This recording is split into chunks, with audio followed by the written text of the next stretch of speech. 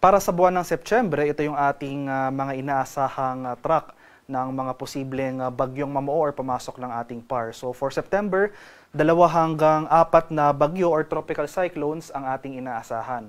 So makikita natin dito sa image na ito yung mga usual track sa tinatahak ng bagyo for this month base sa ating climatology. Itong unang track ay isang recurving track. So posibleng mamuo yung bagyo na ito sa northeast or dito sa eastern boundary ng ating PAR. Patuloy itong gagalaw generally westward and then magre-recurve northward. So, ang tinatawag natin or ang tawag natin para sa mga track ng bagyo na ito ay recurving. So, mananatiling malayo yung mga bagyong ito sa ating bansa at patungo yung track dito sa northern boundary ng ating PAR or northeastern boundary ng ating PAR towards sa area ng Japan. So, yung mga bagyong ganito yung track, inaasahan natin na maliit yung chance na magkaroon ng direktang epekto sa ating bansa at less likely rin ito na palalakasin o paiiralin yung ating southwest monsoon o yung hanging habagat. Ito naman pangalawang track natin ay isa ring recurving track. So, posibleng mamuo sa silangang boundary ng ating PAR. Gagalaw generally northwestward patungo naman sa northwestern boundary ng ating area o area of responsibility towards sa bahagi ng Taiwan. So, recurving track rin ito. Pero as compared sa unang track, yung track na ito, mas mataas yung tsansa na magkaroon ito ng epekto sa ating habagat. So more likely ito na palalakasin yung ating southwest monsoon. So yung pangatlo naman nating track ay isang landfalling track. Posibleng yung movement ito generally northwestward pa rin, no? Pero posible itong maglandfall over extreme northern Luzon area towards the area of Hong Kong or mainland China. At sa pang-apat naman nating track, landfalling track rin ito, possible landfall over the southern portion of Luzon patungo sa area naman ng Vietnam. So para sa buwan ng Setyembre, inasan pa rin natin yung pag-iral ng habagat. Kaya kung may bagyo tayo, kahit na mananatiling malayo ito sa ating bansa, especially kung yung track ng bagyo na ito ay kamukha itong pangalawang track, asahan natin yung posibleng paglakas na ating southwest monsoon. So maulang panahon na ating posibleng maranasan sa kanlurang bahagi ng ating bansa sa case na ito.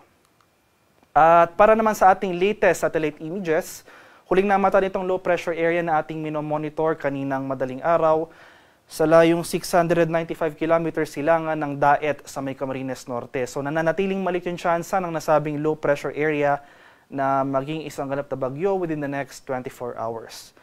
Dahil sa pinagsamang epekto ng sama ng panahon na ito at ng southwest monsoon o yung habagat, makakaranas tayo ngayong araw ng makulimlim na panahon at mataas sa tsansa ng pag-ulan sa malaking bahagi ng Central and Southern Luzon, including Metro Manila, pati na rin dito sa buong Visayas. Samantala, sa rest of Luzon, dito sa Northern Luzon, pati na rin sa buong Mindanao, ay inasahan natin ang mas maaliwalas na panahon, bahagyang maulap hanggang sa maulap na papawirin at may tsansa pa rin ng mga localized thunderstorms. At ito naman yung ating heavy rainfall outlook sa mga susunod na araw. So ito yung ating weather advisory na inisyu kaninang alas 5 ng umaga.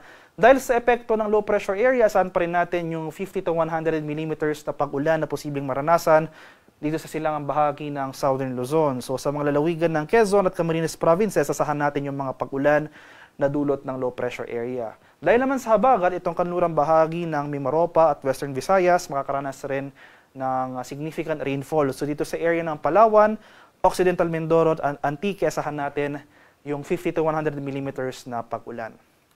Pagsapit naman bukas, mababawasan na yung mga malalakas sa pag-ulan na dulot ng low pressure area dito sa eastern section ng Southern Luzon.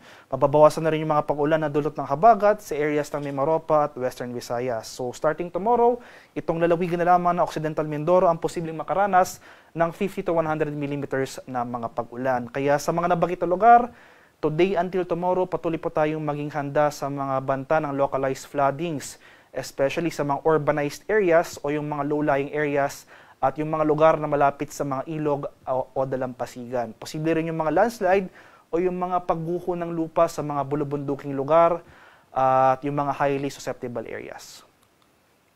At ito yung ating magiging lagay ng ating panahon ngayong araw for Luzon. So dito sa area ng Metro Manila, at malaking bahagi pa ng Luzon makakaranas sa makulimlim na panahon. So isa-isahin po natin, dahil sa epekto ng low pressure area, makakaranas tayo ng makulimlim na panahon at mga kalat-kalat na pag-ulan, pagkulog at pagkidlat dito sa area ng Bicol Region, sa lalawigan ng Quezon, sa mga lalawigan rin ng Bulacan at sa may Rizal.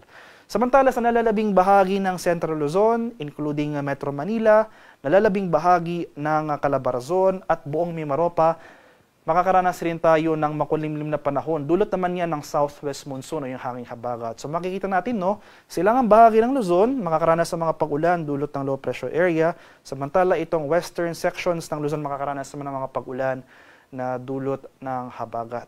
Kaya patuloy po tayong maging handa at alerto sa mga flooding or landslides over these areas, lalong-lalo na kung continuous yung mga pag-ulan na ating mararanasan.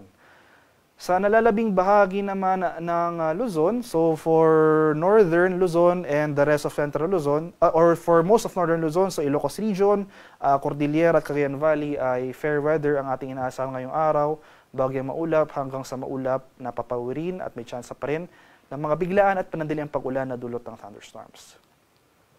Sa areas ng Palawan, Visayas, pati na sa Mindanao, magpapatuloy nga yung mga pag-ulan na dulot ng habagat dito sa buong Palawan at buong Visayas.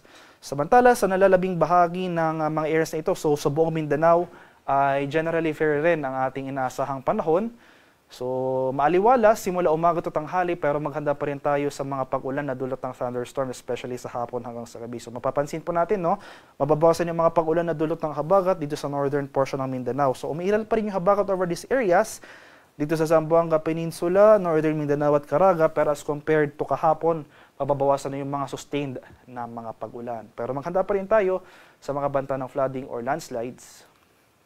At sa kalagayan naman nating karagatan, walang gale warning na nakataas at banayad hanggang sa katamtamang pag-alon ang mararanasan sa malaking bahagi ng ating bansa.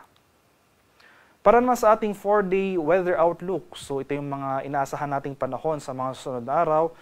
So muli itong low pressure area na ating minomonitor, malit yung tsansang maging bagyo within the next 24 hours. Yung paggalaw nito ay generally northwestward or pahilagang kanluran patungo dito sa karagatan sa silangang bahagi ng Central Luzon. So hanggang bukas, magpapatuloy yung mga pag-ulan na dulot ng habagat at ng low pressure area na ito dito sa Central Luzon, including Metro Manila, Calabarzon, Mimaropa at sa buong Visayas. Pagsapit naman ng Miyerkules, mababawasan na yung mga pag-ulan over Central and Eastern Visayas, magsisimula na yung mga pag-ulan over Northern Luzon. So for Wednesday or sa araw ng Miyerkules, asahan natin yung maulang panahon over Ilocos Region, Cordillera, Central Luzon, including Metro Manila, sa area ng Calabarzon, Mimaropa, Western Visayas at Negros Island Region. Pagsapit naman ng Huwebes hanggang sa Biyernes, mababawasan na yung mga pag-ulan over Visayas and most of Southern Luzon, pero magpapatuloy yung mga pag-ulan na dulot ng habagat dito sa may Ilocos Region, sa may area ng Cordillera, Central Luzon, at dito sa kanlurang bahagi ng Mimaropa, dito sa area ng Palawan. Kaya sa mga sunod na araw, patuloy po tayo mag-monitor ng mga localized advisories na ini-issue ng ating mga Pag-asa Regional Centers dahil posible pa rin yung mga tsansa ng localized thunderstorms. So ito yung mga malalakas sa pag-ulan sa bandang hapon hanggang sa gabi. So kahit panandalian lamang yung mga pag-ulan na ito, kung may kalakasan, posible pa rin ito magdulot ng mga pagbaha o pagguho ng lupa. Haring araw sa Kamanilaan ay sisikat mamayang 5:44 ng umaga, lulubog naman mamaya sa ganap na 6:08 ng hapon.